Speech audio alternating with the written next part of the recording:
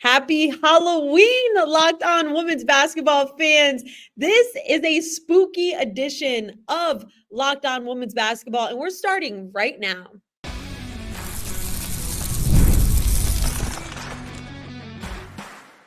You are Locked On Women's Basketball, your daily podcast on women's basketball. Part of the Locked On Podcast Network, your team every day.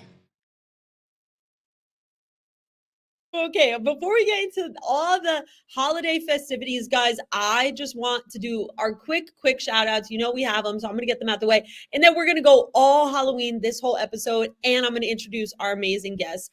I want to push you guys first to the newsletter, introducing the Locked On newsletter, one stop for ultimate team and league coverage delivered right to your inbox. Sign up free now at lockedondaily.com. That's lockedondaily.com and start your day with the all new free Locked On newsletter.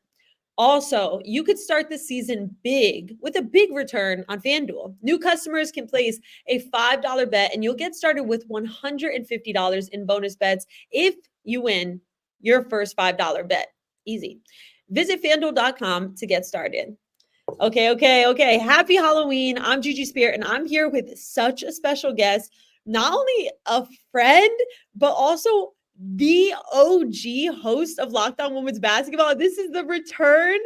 This is Crina Mustafa, a staple in the women's basketball and NCAA women's basketball community. Please check out her stuff. I know you probably have already, and she's probably the reason why you got into this podcast. You may also know her from her hoop stats. Such great work. One thing about me is I'm checking my inbox for her hoop stats, and that's how I follow, along with so much of women's basketball coverage. So, Crina, thank you so much for coming on for this Halloween episode. Thanks, Gigi. It feels like just yesterday, but also such a long time ago that we were just in New York covering the finals. I just got back from it turned into this big road trip that we were talking about off the pod. And I flew to New York 3 weeks ago for game one, which is kind of crazy to think about. But happy Halloween. Happy Halloween. That's actually such a scary thing. The fact that you've been on the road for 3 weeks and it's not like nothing's happened too. I feel like years have gone by in that time. Yeah, for sure. Literally has been a full 3 weeks. So full. You've spent a lot of it traveling.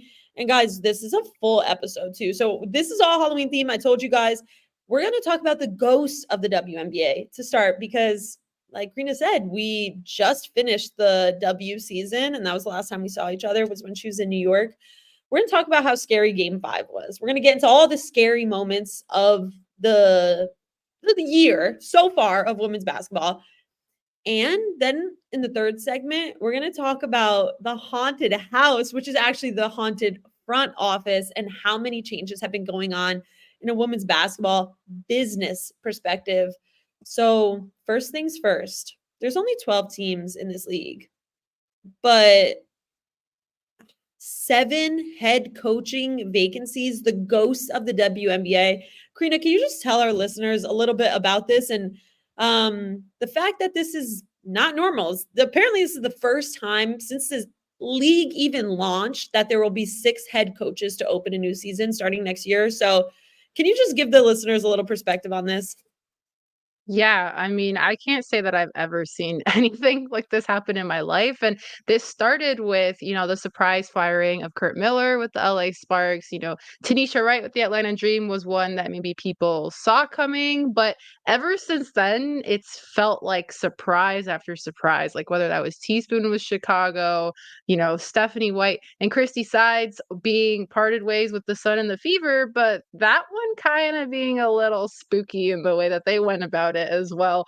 I've never seen anything like this before. I'm very interested to see what happens because I think my biggest takeaway with all these coaches being fired or parting ways or whatever language the teams have been wanting to use, it's like, okay, sure. But now who do you bring in that is going to kind of fit in with each of the respective situations for these teams? Because a lot of these are very talented coaches who, when you look at it at first glance, you're like, well, why did they get fired? Because some of these teams are in positions that were kind of out of their control in a way, and maybe ownership has been looking for change, but you almost might turn into a little carousel thing where the other teams will hire the coaches that have been fired, and it's just like you're not really hiring anybody new because who else are your options?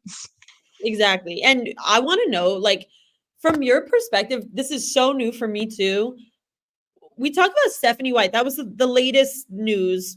A shocker, but not really, because I know people were speculating throughout the season. She had a winning record, coach of the year in there. All of these other teams, these coaches had losing records the past couple seasons. Does it just come down to that, or is there something else at play? I think it depends on what the owners of these teams are looking for in terms of what they expected these teams to do. Like when you look at the LA Sparks, they've kind of been in rebuild mode and they brought in Kurt Miller to kind of lead the way. And they've had a lot of bad luck with injuries and things like that. You know, Cameron Brink getting injured at the start of what was appeared to be going to be a very stellar rookie season. Lexi Brown kind of being more inconsistent, you know, with her health issues that she's been dealing with. And I think it just comes down to if it wasn't mutual, then that means there's some disagreement between the ownership, between the general managers of these teams and the coaches, between what is deemed success for each of these teams' positions and how long are they willing to kind of keep the same coaching staff or whoever it is to kind of work through the kinks of that. Or is it a no, we want to win now kind of situation, which if you look at some of these teams, I think is a little bit unrealistic. I think so too. One coach I want to point out, aside from, well, actually, let me get that, because I wonder if we're speaking on the same thing. Which teams do you think it's unrealistic to have a turnaround just because they're replacing their coach? LA, Mhm. Chicago, Washington. I think those three, maybe Dallas is such a weird situation to me. I mean, like, I look at it, I'm like, I don't want to touch that team. To be honest, like Satu now just announced that she's excited to be entering free agency, and like even with Connecticut, you know, it seems like this team's about to get blown up. They got a lot of upcoming free agents, and you know, we're going to talk about the CBA later as well too. But I think with the opt out happening, with expansion coming, like we have, I mean, the expansion team next year, Golden State, they already have a head coach. And so, Right. like, with all these different things happening, the expansion draft coming soon, the draft lottery, and like a lot of these teams that are in the lottery don't have a head coach. So it's like, okay, what's happening here? And I think some of these coaches probably should have been like sticking around more just to see what happens, especially with like if you're in a good position to get another good draft pick, like you're not in a win now scenario. Like whether you're the Sparks, whether you're the Sky, like you're just not in a win now scenario. So I don't know what's going to happen with who they end up bringing in as a coach. I mean, Chicago was rumored to have Latricia Trammell just come in and be their next head coach, which could be good.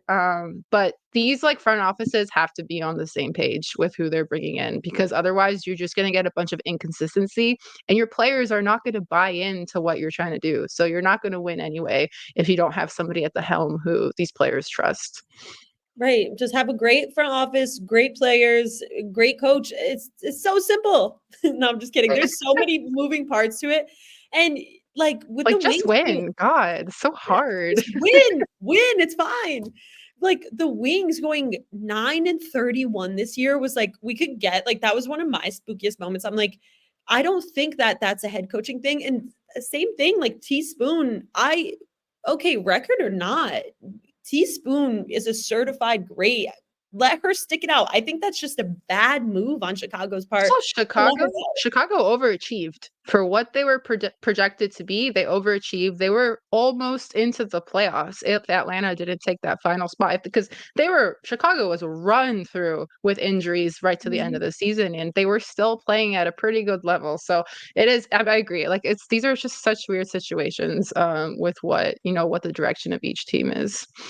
And last thing in this segment, can you just talk about why Christy Sides and the Fever, why that one was particularly strange?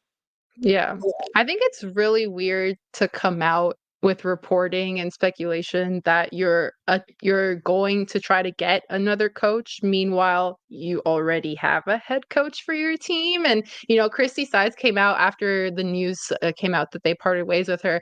She tweeted, "Leave things better than you found them," which, to her credit, she did. I mean, Indiana is just rising through the ranks, and I think they're getting better in their rebuild. But it is a weird situation where you're kind of like, my name is out there. I'm being talked about as if I'm going to be fired, but I'm still technically the head coach. And this other coach, who is technically still signed at the time with their own respective team, is the number one person that they're going after. And I just think that the way that this was done was really strange. Like, I felt like I was being let into a private conversation that wasn't meant for me. That's the way that all these conversations kind of went. And I feel like, I don't know if they were trying to leverage, like they were trying to get Steph Mhm. White to come over and by making that public or whatever it was. But I feel like that's something that should have happened behind closed doors, because if you're Christy Sides in this situation, you don't feel great. And it's Indiana now, and we're going to talk about this with scary moments, but I kind of had the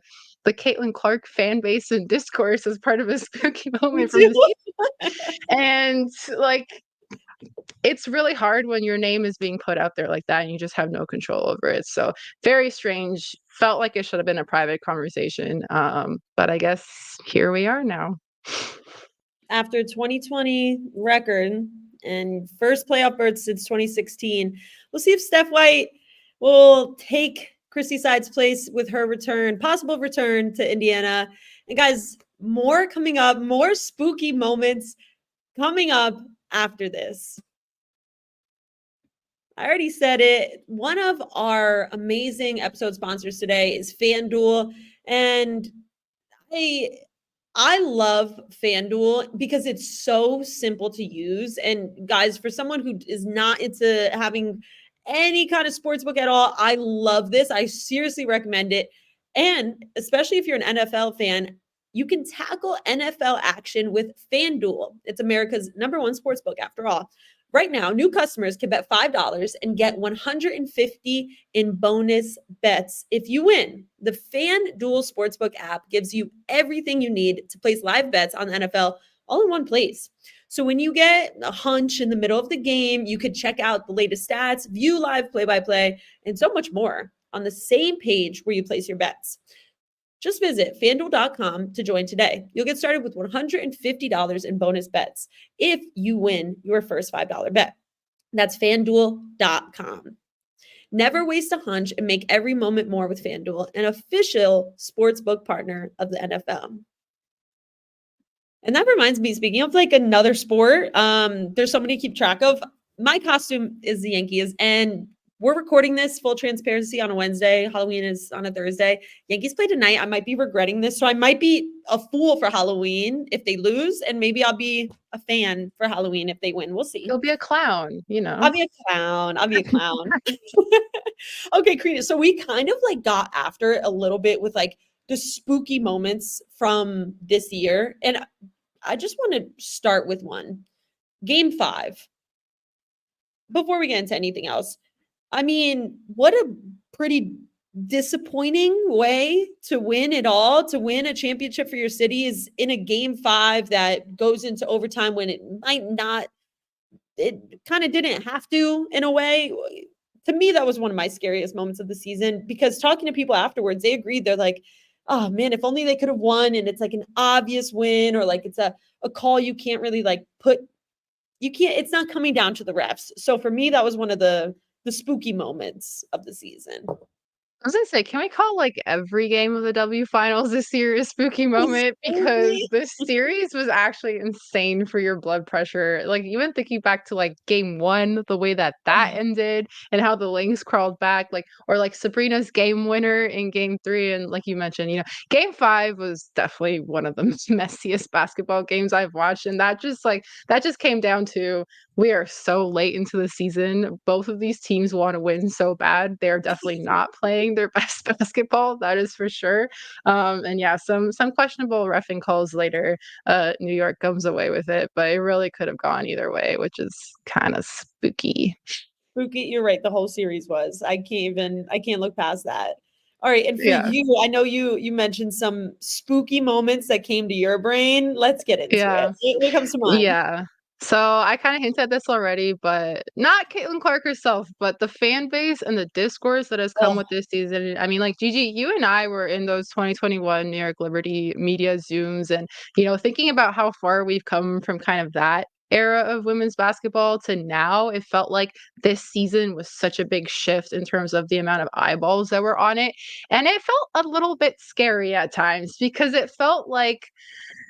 the WNBA, like we had this little secret, and then now it was just like no. spilled to the rest of the world, and there was nothing you could do about the things that people were saying about it. And that felt a little bit scary, especially like if you're somebody who doesn't really like to give up a lot of control. You couldn't really control what people were saying about these women that were playing, or, just like kind of the negativity that came out of that. And it was a little spooky. I'm interested to see if it kind of simmers down a little bit next season. But this was definitely a little bit of a jarring season in that aspect. I agree. The Caitlyn with a Y comments and so much more of the racism, sexism that came from it. It was crazy to be running a social media account focused on women's basketball during that time. It was like, all right, I loved checking comments, and now I was like, this is such a waste. And it's a Yeah. new fans is welcome, but that it doesn't need to be spooky in that way. For sure. I have a bit of a random spooky moment that's like a little bit funny.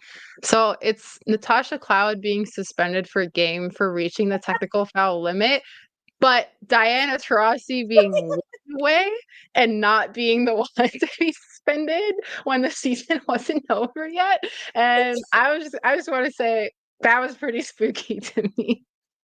Wait, why did I write the same thing? Guys, I promise we didn't plan this before.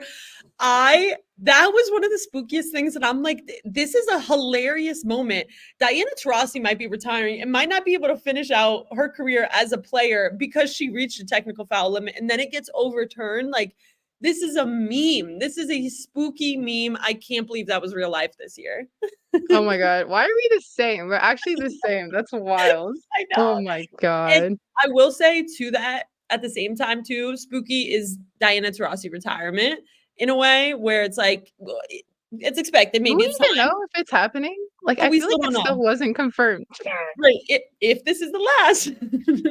This is it.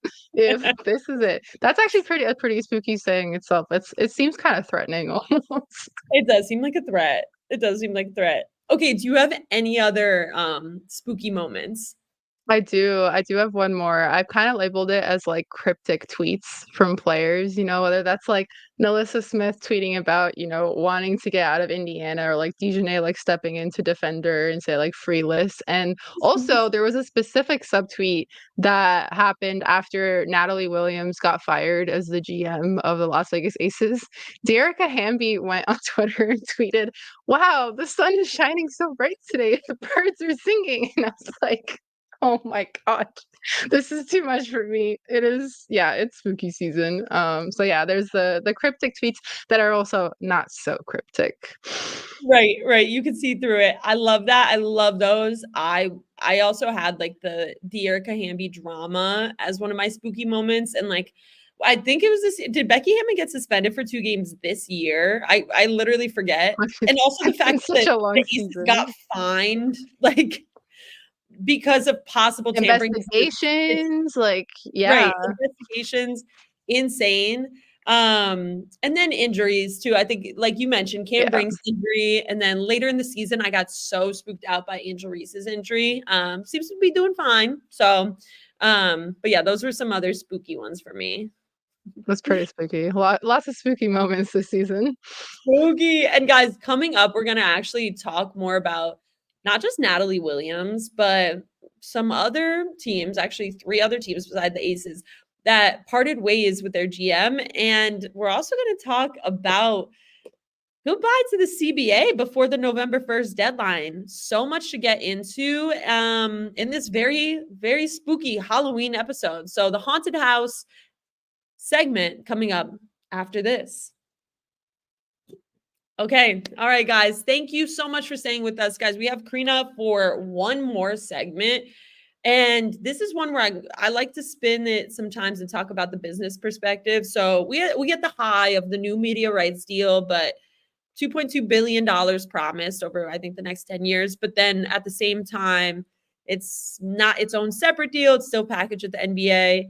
A lot of changes, more fans coming in to watch the games online, on TV, in person, more merch being sold, different broadcasts doing well. But at the same time, the business is half the business. And you see coaches getting let go, they have a losing record or they have issues with their front office.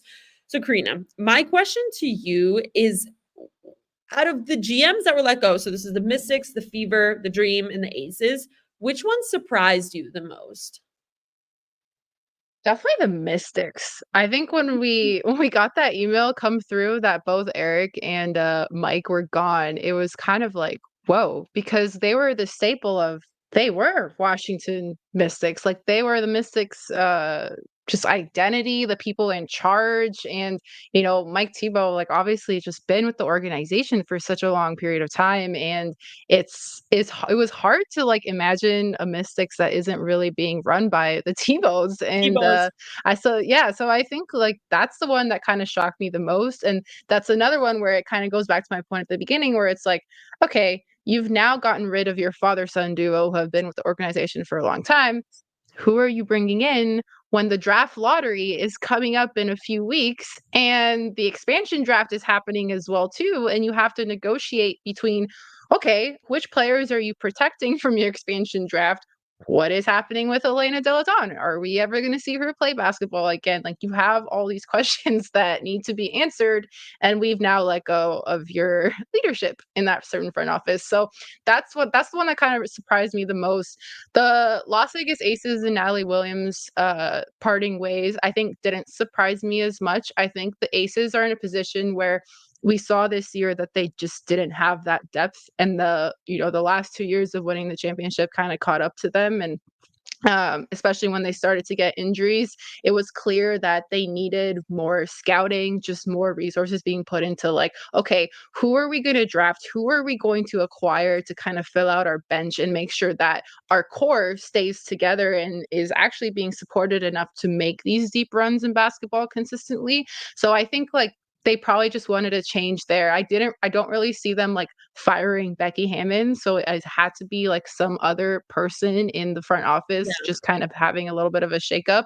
And then, yeah, I don't know. And Indiana, I mean, hey, they just seem to be wanting to change stuff, which is interesting to me because I think they're in a pretty good position within their rebuild. And so we'll see what happens, who they bring in, if they do bring in Steph White, and we'll see how I think Amber Cox is there, or no, Kelly Krostoff is their new GM. So yeah, we'll see how that goes. But yeah, Washington surprised me the most, and I'm very curious to see what happens because we are on such a tight deadline now, and the W is not really known for being on time with things. No. Oh my gosh. Yeah, Natalie Williams, I feel like it didn't surprise me too. I know she was kind of like a package deal with Becky Hammond back in 2022. But yeah, they had to do something. It couldn't really be Becky, and they're not gonna try and get rid of any of their star player. Like it's not that. So yeah, I agree. I think the Mystics, it was interesting the different initiatives they had. Like I never went to one, but like the idea of having like brunch and like waffles at a game sounded so fun. And I know that they're broadcasted super well, like their local broadcast that they put on for every game. Yeah. So we'll see if that all goes out the door and if Mike's like literally like wheeling out his whiteboard with like draft expansion ideas or whatever. But yeah, I'm very excited to see how that works. I think it's fun to play GM. And to wrap up, I want to talk to you too about the CBA. I literally stand by this. I don't think we could talk about it enough. This is another kind of ghost where it's like, all right, the CBA kind of expected it to be dead after the end of this year, but as soon as W finals wrap up, the CBA has announced they're gonna kill it. They're gonna renegotiate.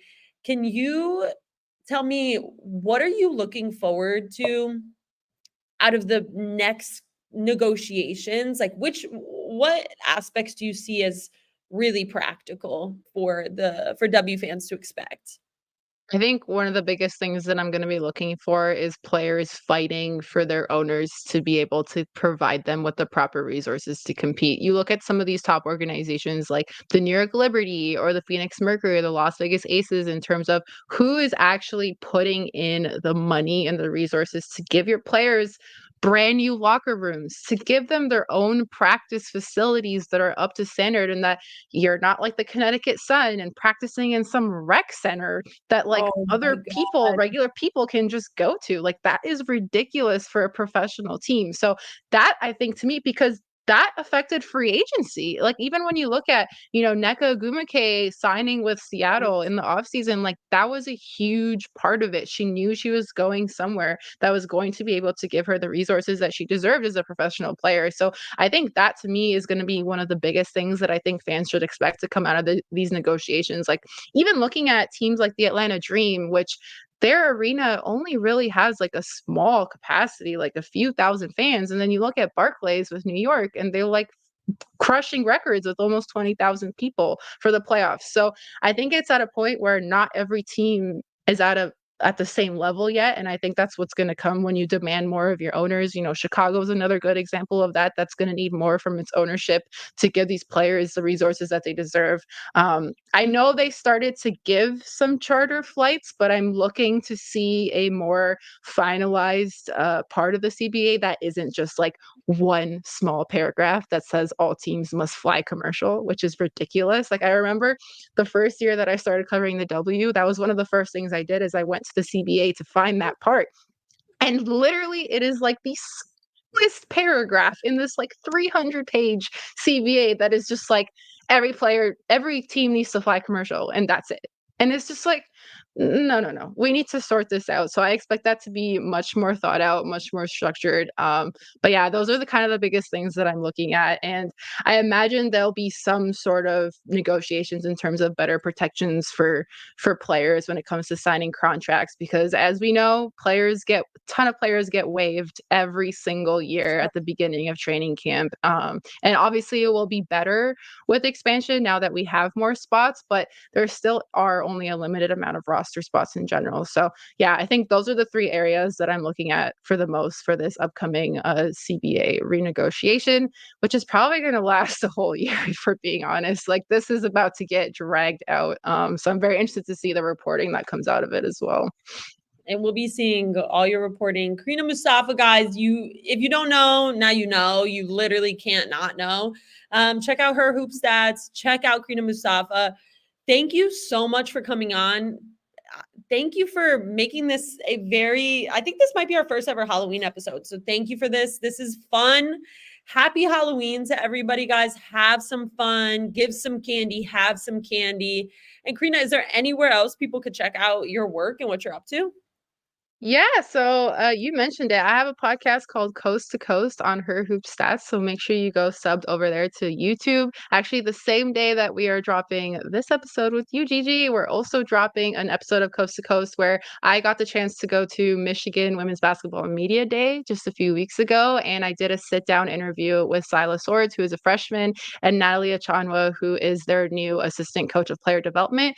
They were both teammates on the Canadian Olympic team, and I got to spend a lot of time with them since I worked with Canada basketball this year. And I think it's one of my favorite interviews that I've ever done. So I'll go check the Her Hoop Stats YouTube page after you listen to this episode of Locked On Women's Basketball with Gigi and I. But yeah, and you can follow me on Twitter. I refuse to call it X at Crina MM, and I post a lot of my work on there as well.